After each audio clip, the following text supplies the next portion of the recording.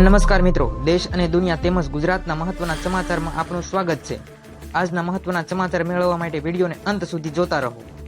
સૌથી પહેલા આવા જ સમાચાર મેળવવા માટે આ ચેનલને સબસ્ક્રાઇબ કરવાનું ના ભૂલતા। ત્યારબાદ સમાચારમાં આગળ વાત કરીએ તો દેશની અંદર અત્યારે આર્થિક સંકટ મોટું જોવા મળી રહ્યું છે, તો તે વિશે વિસ્તૃત ચર્ચા કરી લઈશું। કારણ કે પેટ્રોલ ડીઝલને લઈને અત્યારે ખેડૂતોના ખાતરથી માંડીને મેડિસિન સુધીની તમામ જે પ્રાથમિક જરૂરિયાતો કહી શકાય તે તમામ વસ્તુઓ મોંઘી થઈ રહી છે, તો તેની પાછળનું કારણ અને તે કેટલા સમય સુધી આ મોંઘવારીનો સામનો કરવો પડશે તે વિશે આજે વિસ્તૃત ચર્ચા કરી લઈએ। તો જોડાઈ રહો ચેનલ સાથે। વાત કરીએ તો જીવન રક્ષક દવાઓ મોંઘી થવાના એંધાણ વર્તાઈ રહ્યા છે।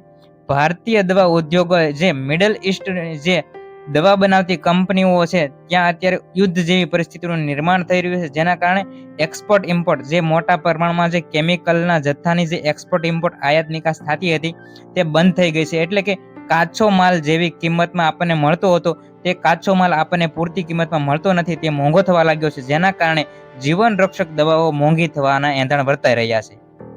સાદી અને સરળ ભાષામાં વાત કરી દેવામાં આવે તો જે 200 થી 300% તોતિંગ વધારો થયો છે।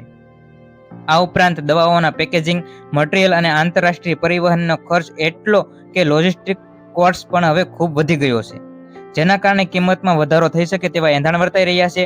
ત્યારબાદ પછીના મહિનાના સમાચારની વાત કરવામાં આવે તો ઓઇલ, પેટ્રોલ વગેરેનો જથ્થો પણ મોંઘો થવા લાગ્યો છે, કારણ કે સરકાર પાસે જે પૂરતા પ્રમાણમાં જથ્થો હતો તે ઉપલબ્ધ રહ્યો નથી અને અત્યારે ખોટી અફવાઓથી મોટા પ્રમાણમાં સંગ્રહખોરી વધી રહી છે, જેના કારણે અત્યારે પેટ્રોલ ડીઝલની અંદર તોતિંગ 3 રૂપિયાનો વધારો નોંધાઈ ચૂક્યો છે। છેલ્લા 3 દિવસની વાત કરવામાં આવે તો 3 થી 5 રૂપિયાનો વધારો નોંધાઈ ચૂક્યો છે। આગામી કેટલા સમય સુધી આ સંકટનો સામનો કરવો પડે તેવી સ્પષ્ટપણે માહિતી મળી નથી।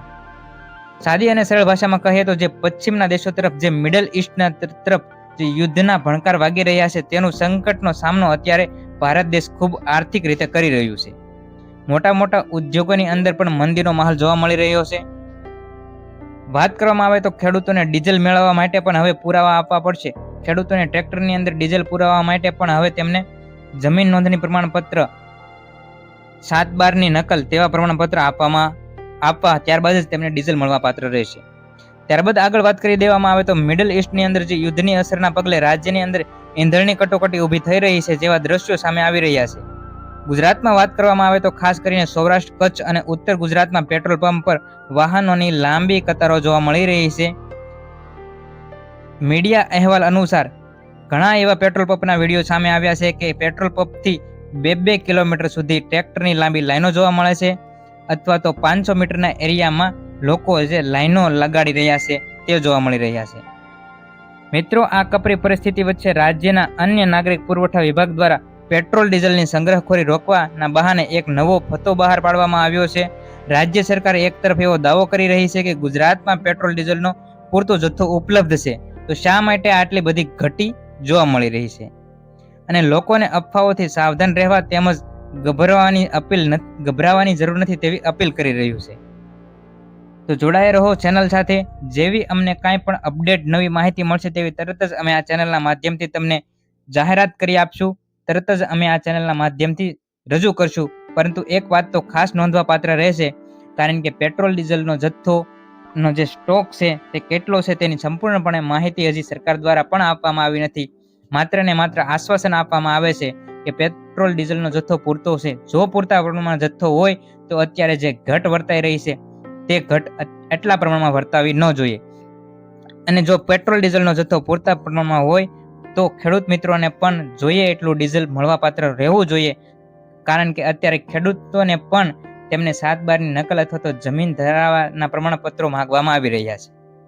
સાદી અને સરળ ભાષામાં ફટાફટ નજર કરી લઈએ મહત્વના સમાચાર ઉપર તો પેટ્રોલ ડીઝલનો જથ્થો જે વિદેશોમાંથી આયાત કરવામાં આવે છે તેની અંદર પણ ભાવમાં વધારો નોંધાઈ ચૂક્યો છે। ત્યારબાદ વાત કરવામાં આવે તો ખેડૂતોને પણ ખાતર તેમજ જંતુનાશક દવાની કિંમતમાં વધારો નોંધાઈ ચૂક્યો છે। અને ગેસની વાત કરવામાં આવે તો ગેસ તો ઘણા સમયથી મળતો નથી, અથવા તો ગેસના ભાવની અંદર ભાવ વધારો નોંધાઈ ચૂક્યો છે। જોડાઈ રહો ચેનલ સાથે। આવી જ મહત્વપૂર્ણ જાણકારી માટે ગુજ્જુ માસ્ટર ન્યૂઝ ચેનલને સબસ્ક્રાઇબ કરો અને નવા હોય તો બેલ આઇકન દબાવી દો, જેથી કરીને નવા અપડેટ વિડીયોની માહિતી તમને સૌપ્રથમ મળવા પાત્ર રહેશે। તો મિત્રો, મહત્વના ખેડૂત સમાચાર તેમજ સરકારની વિવિધ યોજનાઓ વિશેની માહિતી સૌપ્રથમ મેળવવા માટે ગુજ્જુ માસ્ટર ન્યૂઝ ચેનલને સબસ્ક્રાઇબ કરો અને ચેનલ સાથે જોડાઓ.